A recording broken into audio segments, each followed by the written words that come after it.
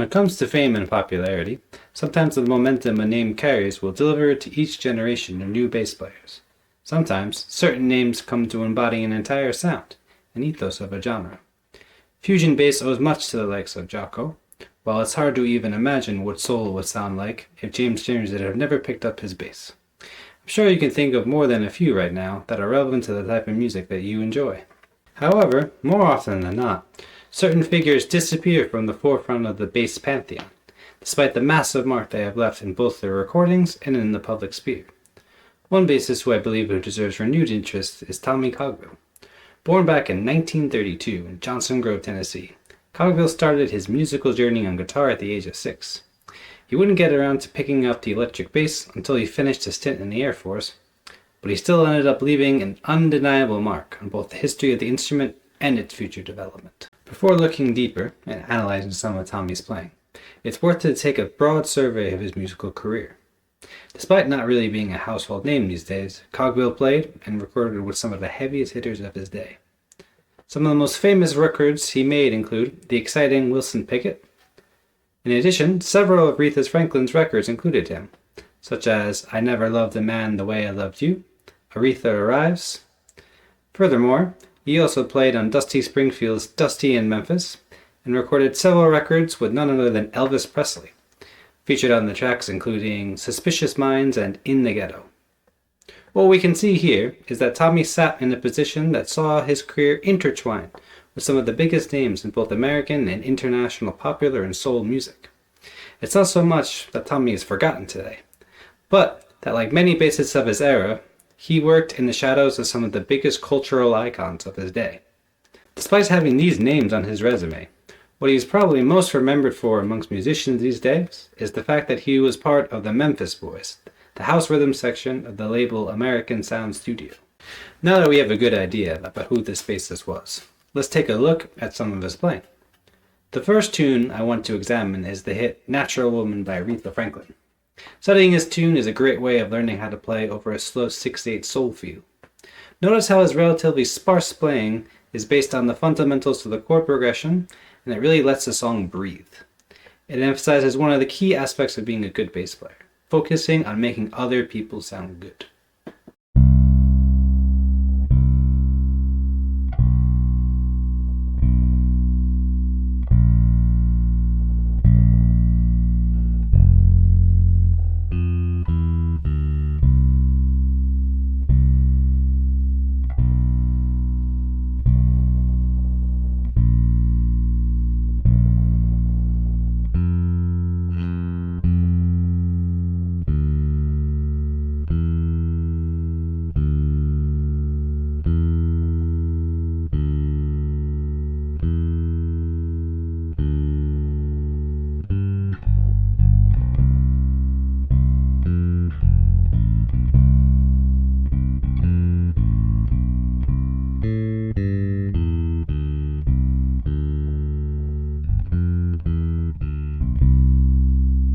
Next, let's take a look at the tune Memphis Soul Stew.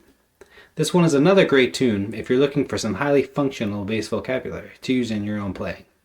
The tune is a straightforward 1-4-5 blues in A once we get past the introduction. Again, take a listen to the consistency of his playing and the sparseness of his fills to get a sense about how the bass line is the glue keeping the band together.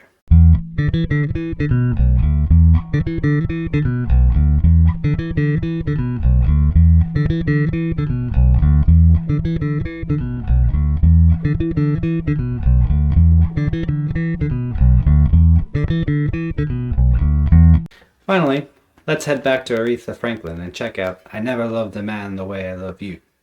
Another slow and soulful tune, this time in F minor.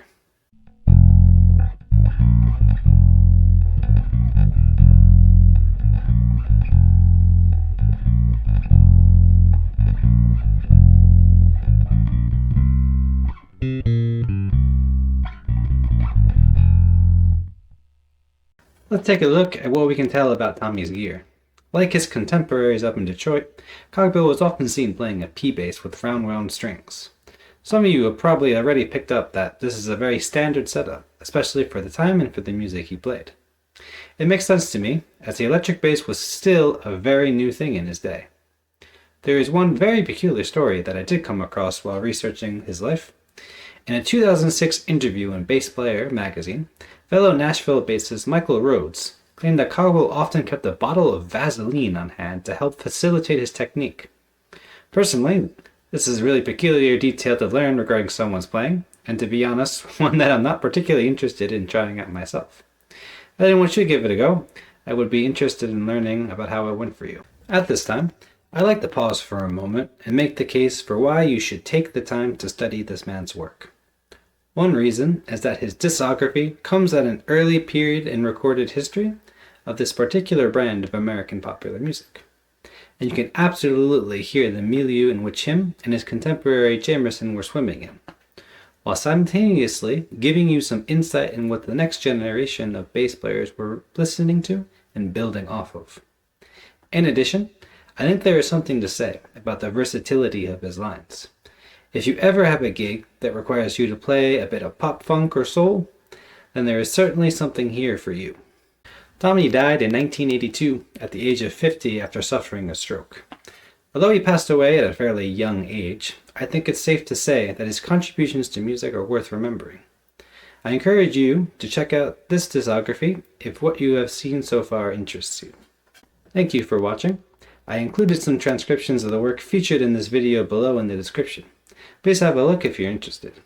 Let me know your favorite track of Tommy's, or if you'd like to learn about other bass players in the comments below.